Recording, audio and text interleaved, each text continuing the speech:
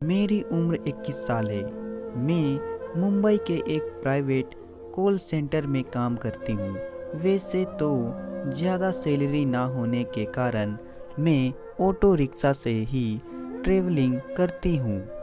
सुबह सुबह रिक्शा से जाने के कारण बड़ी तकलीफ़ होती है।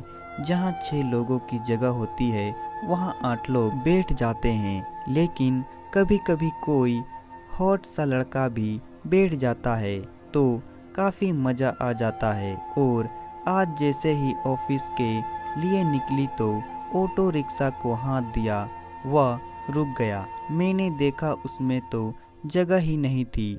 बैठो मैडम, सुबह सुबह खाली रिक्शा नहीं मिलेगा, इसी में एडजस्ट कर लो। ऑटो रिक्शा वाला जल्दी जल्दी में बोला। मुझे भी उसकी बात ठीक लगी। मैं बैठ गई। साइड वाले सीट पर एक लड़का बैठा था। उसकी नज़र बार बार सीने पर जा रही थी। मैंने आज टी शर्ट और जीन्स पहन रखी थी और मैं टी शर्ट के नीचे कुछ भी नहीं पहनी थी। रिक्शा रोड पर चलते चलते बार बार हिल रहा था, इसलिए मेरे फुटबॉल भी आपस में टकरा रहे थे। मैं थोड़ा आगे झुककर बैठी थी, इसलिए उन पर सभी लोगों की निगाह की थी। मुझे अजीब लग रहा था और अच्छा भी लग रहा था। करीब 15 मिनट के बाद मैं ऑफिस के सामने उतरी। मैं रिक्शे वाले को 20 का नोट पकड़ाया और ऑफिस के अंदर दाखिल हो गई। मेरा पूरा स्टाफ अच्छा था, पर मेरे सीनियर मैनेजर कुछ मजाकिया टाइप का था। मेरे अंदर घुसते ही मुझे देखकर बोल पड़ा, आओ जाने मन, आज तो बिल्कुल लेट नहीं हो। मुझे सभी स्टाफ के सामने थोड़ी शर्मिंदगी महसूस हुई, लेकिन मैं बिना कुछ बोले ही अपने सीट पर बैठ गई। मैंने अपना सिस्टम ऑन किया और पास में रखी पानी की बोतल से एक घूंट पिया और अपनी ईमेल चेक करने लगी। पर ईमेल खोलते ही मैं दंग रह गई। दूसरी मेल मेरे सीनियर का था, जो मुझसे हमेशा मजाक किया करते थे।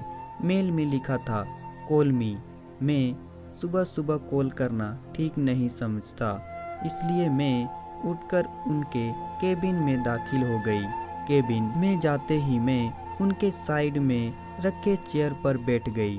सर, आपने मेल किया था कॉल मी, बट मैं कॉल करना ठीक नहीं समझी, इसलिए आ गई। मेरे सीनियर ने एक बार मेरे पूरे शरीर पर निगाह दौड़ाई और फिर लंबी सांस लेते हुए बोले, तुम्हारे लिए एक बुरी खबर है। मैं घबरा गई, क्योंकि अभी अभी 4 महीने पहले मुझे नौकरी मिली थी।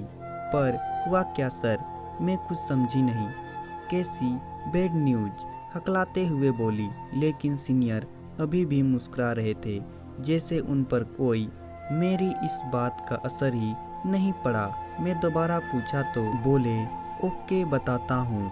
आपने जो पिछले महीने प्रोजेक्ट बनाया था वह हेड ऑफिस से पास नहीं हुआ है, इसलिए टीम लीडर ने आपको डिसमिस करने का लेटर भेजा है। मुझे आपको निकालना पड़ेगा, क्योंकि इसके अलावा मेरे पास कोई चारा नहीं है। उनकी यह बातें सुनकर मैं सनन रह गई। ऐसा लगा मुझे चक्कर आ जाएगा। मैं गिड़गिड़ाते हुए बोली, सर कुछ करो, मेरी नौकरी जाएगी तो मैं रोड पर आ जाऊंगी। हाँ, मैं कुछ कर सकता हूँ, लेकिन बहुत मुश्किल होगा। तुम शायद उसके लिए तैयार भी ना हो। मैं कुछ भी करूँगी सर, आप मेरी नौकरी बचा लीजिए। मैंने उनको दोबारा फोर्स किया। वह थोड़ा मुस्कुराए और मेरी बाजू वाली सीट पर आकर बैठ गए। अगले पल उनका दाएं हाथ मेरे कंधे पर था। मैं समझ नहीं पाई वह क्या चाहते हैं। फिर वह बोले, तुम जो जानती हो, मैं तुम्हें लाइक करता हूँ, इसलिए तुमसे मजाक किया करता हूँ। तुम्हें मेरे लिए कुछ करना पड़ेगा। सर धीरे से बोले। मैं कुछ समझी नहीं। सर, मैंने आपने सीनियर को दोबारा बोली तो सर ने अपनी दूसरे हाथ भी मेरे दूसरे कंधे पर रख दिया। अब उनका चेहरा सामने था। उनकी निगाहें कभी मेरे चेहरे पर तो कभी मेरे सीने पर चल रही थी।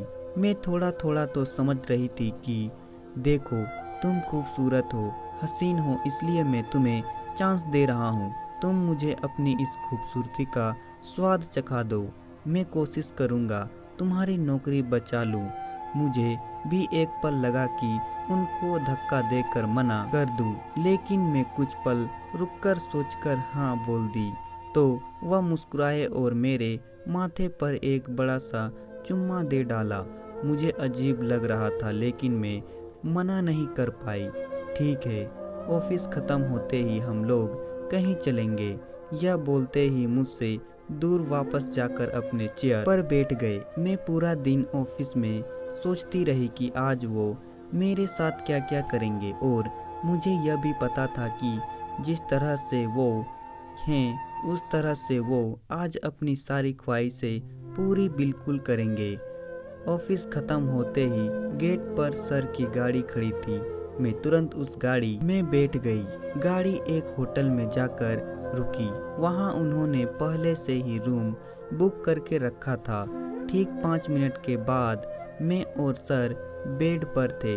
मेरी टी शर्ट और मेरी पतली कमर को देखकर सर अजीबोगरीब हरकत कर रहे थे, जैसे कि वो वर्षों से भूखे हों।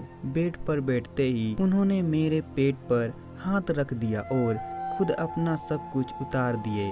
मैंने अपनी आंखें बंद कर ली तो उन्होंने मेरे भी सब कुछ उतार फेंके। उन्होंने अपना मेरे हाथ में पकड़ा दिया और काफ़ी गर्म महसूस हुआ मुझे। अब 2-3 मिनट और रुक जाती तो उतना तो बाहर ही निकल जाता। फिर वह रुके नहीं। वह पागलों की तरह एक एक करके अपनी सारी ख्वाहिशें पूरी करते गए। बड़े ही मजबूरी से मैं यह सब कर रही थी, लेकिन मुझे भी बहुत आनंद मिल रहा था।